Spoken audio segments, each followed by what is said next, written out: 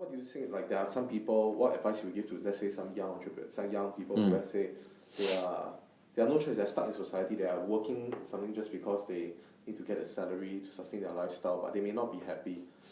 So, I think they have to do some self-assessment, to take an audit check of where they are now. And I can tell you, most of them, majority of them, are unhappy because they are in debt. Most of the young people. Sure. If you take a look, list down what they owe, the amount of money that they owe is what is is a burden to them. So my advice to these people is, pay off your debt ASAP, as soon as you can. Once you clear that off, set aside a sum of money for your rainy days and start building your chest, war chest. Then also remember there is this thing called the magic of compound interest. Yes. I think I shared with you long ago. If you put this much of money into this account and it gives you this return, don't touch it. A lot of people, the moment they touch it or use it, they lose their interest. So let it grow. 1, 2, 4, 8, 16, and grow. It's a geometric progression. The magic of compound interest will come in very effectively. And the younger generation, I encourage you. You are living in the era, not my time, your era now with so much technology available in the world. There's so much interconnectivity in the world. There are so many ideas that you can think of. The moment you can think of ideas that can save human resources, save energy, and help transform the world, go for it. Be an entrepreneur. Yeah. So do you think that it's easier now to be an entrepreneur as compared to before your time? Yes, but I think so. That being easier now, there may be surplus of entrepreneurs which will make things difficult. Yes, because there are too many ideas that, I want to do this boutique, I want to go online and sell this. Then I always say, what is your USP? Unique selling proposition. If you do not have a USP, then it's only a Me Too strategy. What's big deal? What big deal do you have? No advantage.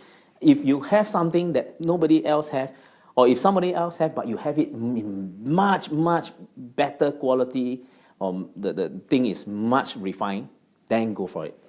It's not a Me Too strategy.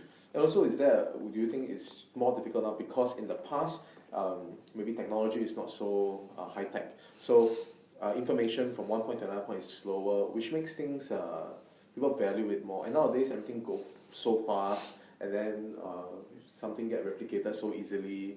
So you think it's really more difficult now to become a successful entrepreneur as opposed to before? So I always tell people this thing is sometimes it's not maybe about what you do, it's about who you know also. Yeah, right? Yeah, definitely. So do you agree that being a better networker and all, sometimes it's actually more important than what you can do. So there are some people who can do this thing the best, created the best, but people just don't like him. If you don't like him, who cares your one is the best? Yes, right? You're absolutely right.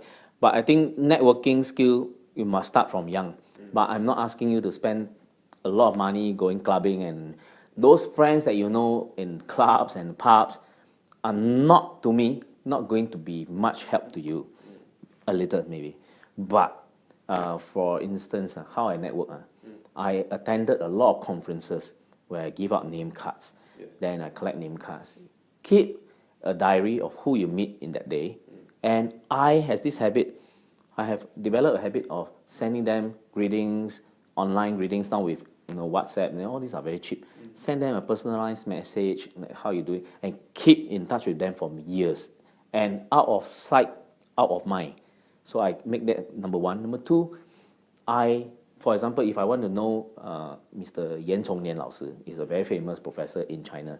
When he was in Singapore, I will make an effort to shake his hand, get a photo taken with him, give him a personalized letter, a letter that I am so impressed with whatever he's teaching. Then, when I'm in Beijing, I visited him. And that relationship developed until today. I spend almost every year, April 25th, with him because it's his birthday. And since when he was 70 years old, today he's 81. 11 years. So that kind of relationship, can you imagine?